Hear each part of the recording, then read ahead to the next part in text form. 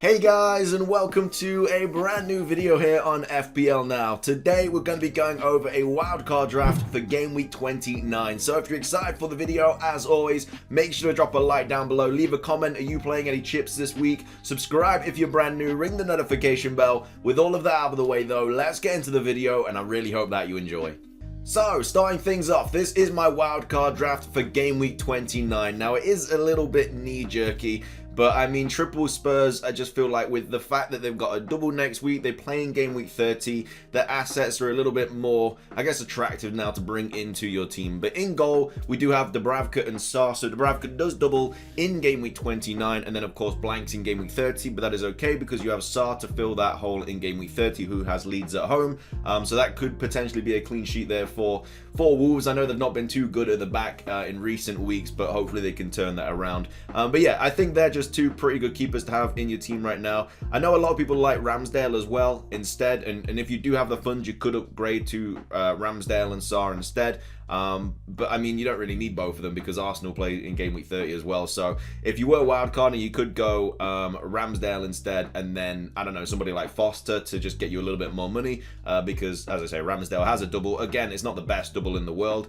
They do have, I think, who do they have? Leicester and Liverpool, which I guess isn't too bad. You know, I could see one clean sheet in those games.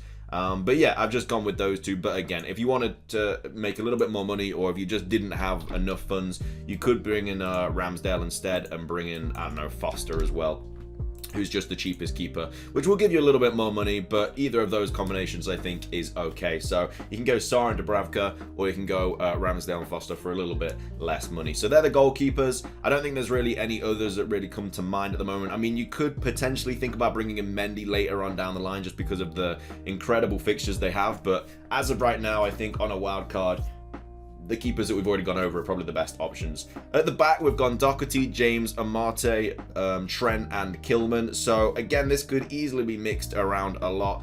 Doherty is a little bit knee-jerky, a bit of a punt, but he's just playing so well lately. I don't know if you watched the Spurs game last night, but he just played fantastically. They do have another game to reschedule as well, which is Arsenal at home. And yes, he's not really played too many minutes this season. And again, he might just get dropped to the bench straight away, but I mean, these points just say it all, to be fair. 18 and 14 in his last two, and he's just been playing really well. Honestly, it's going back to the stage where, you know, when he was at Wolves and everyone was bringing him in because he's just so good. It's kind of getting back to that stage. So if he keeps his spot, he's so good for 4.7. Does have a double this week, well, next week, and then of course plays in game week 30. So as long as he keeps his place, he's a really good option. Again, a little bit knee-jerky. You could bring in somebody like Dyer if you wanted to be a little bit more safe, who of course we'll play both of those games, and of course we'll play in game week 30. But if you wanted to go for a little bit of a punt, I think Doherty is a good option. Brought James in as well, of course, does not play in game week 30, but I mean, he's just got the fixtures from heaven on either side of that blank. So I think James is definitely a really good option to bring in. Again, if you don't want to bring in James because I don't know, you're a little bit worried about rotation or whatever, you could go Rudiger instead, or you could go Van Dijk on this wild card and then bring in James in game week 31. But again, it is really up to you. So it is just going to cost you a transfer, which is a little bit unfortunate because of course Liverpool do double this game week. So if you did want to opt for Van Dijk instead of James, that is also an option. I mean, as I say, it's a little bit more expensive. I've got minus 0.1, so if you can afford him, you could go Van Dijk. But if you can't afford him, I think Reece James is still a really good option this week. Whether he plays in the next fixture against Norwich, I'm not too sure. We'll see. I think Aspi is back in training today, so maybe he gets rested. I'm not sure.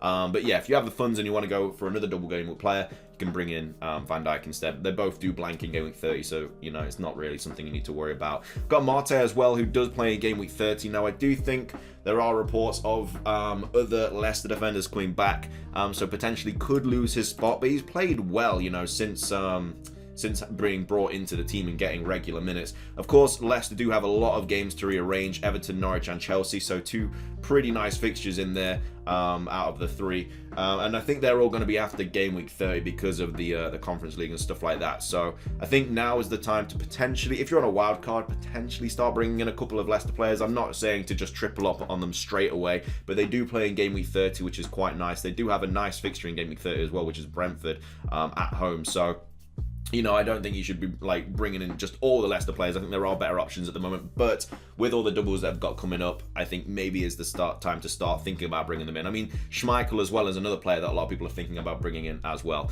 Trent as well, don't really need to talk about him. We've got Kilman here. I mean, this could generally be any Wolves defender if you really wanted to. I mean, it works better if you bring in a Wolves friend who don't have Sar as well, but I mean, this could be a Cody, this could be a Seiss, it could be a Kilman, it could be an 8 Nori if you wanted to, it could be a Marcel, it could be a Johnny, it could generally be any of the defenders. There is a bit of rotation in that squad. Kilman did come off early, I think, in the last game week, which wasn't great for Kilman owners because maybe he gets dropped now, who knows. Cody is the much like more nailed player, so if you want to just the absolute definite like nailed on Wolves defender, Cody is, you know, he's a tiny bit more expensive, but he's obviously a better option for that that definite spot in that Wolves defense. But again, Kilman I think could still be a good option. In midfield we have Saka, Kulusevski, I think I'm saying his name right anyway, Rafinha, Salah and Barnes. So yeah, I mean Saka, I don't know if you saw that Arsenal game, but this kid is just doing wonders. They do have 2 games to rearrange, but they are Tottenham and Chelsea,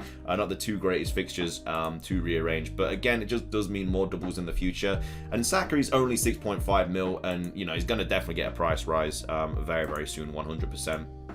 But he is just such a nice option to bring in for this week. You know, he's got a double, he plays in game week 30, and then after that they've got nice fixtures as well, you know, Crystal Palace, Brighton and Southampton. So I think Saka is a really, really nice option going forward, and so is Ramsdale as well. Like I say, a lot of Arsenal assets are good at the moment, like likes of Tierney, not so much Lacazette. I know I brought him in on this wildcard, but there's not really any other strikers at the moment that I'd like to have that have really, like, you know, apart from Kane, obviously, he's the only player that's really doing anything. You know, I know Tony just got a hat-trick, but Lacazette's generally just in this team because he's got a double, plays in game week 30, but then you can easily downgrade him to somebody like, I don't know, Tony, or maybe even Dennis or somebody like that, and then obviously have all that money to bring in someone else. Or maybe even if you get the funds elsewhere, you could bring in Vardy, I guess. It's like a 2 mil difference, so if you do find 2 mil somewhere else in this team, I'm not really sure where you would find it, but if you know, if you do want a different player, you could potentially go, I guess you could go Kane and Vardy up front, and then just downgrade Broja down to like a player that doesn't play, but that's only really if you've played your bench boost and stuff. Yeah, Kulusevski, I mean, there is going to be a lot of rotation, I think, in that spot. You know, you've got the likes of Lucas Moura that could play there. I mean, Son and Kane aren't going to get dropped, so there will just be rotation. Whether he plays both in the double, I'm not sure, but he's playing really, really good football right now. 2 assists last night.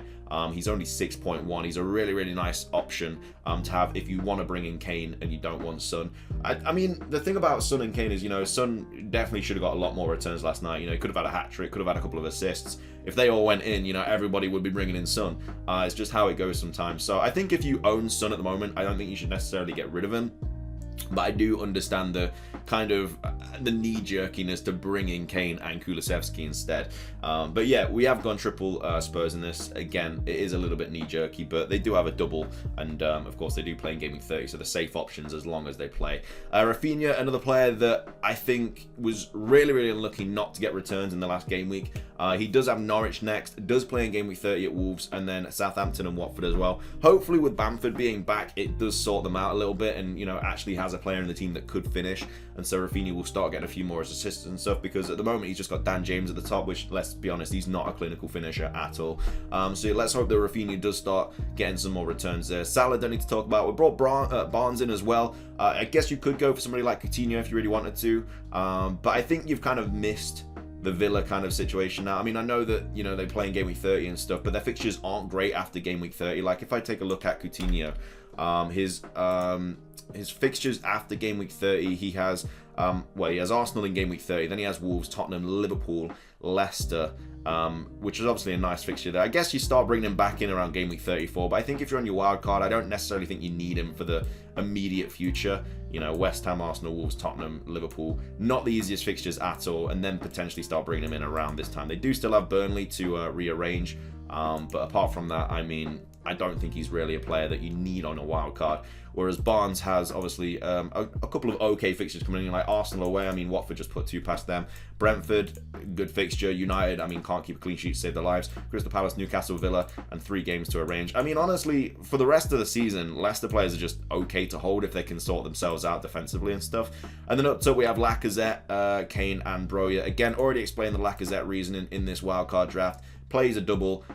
Plays game week 30, has games to rearrange. I mean, Arsenal is kind of just a hold for the rest of the season, but I don't think I'd hold Lacazette. Saka, 100%, Ramsdale, 100%, but Lacazette, I definitely would think about moving on to the likes of a Jamie Vardy, or potentially downgrading to somebody like Tony if we really wanted to.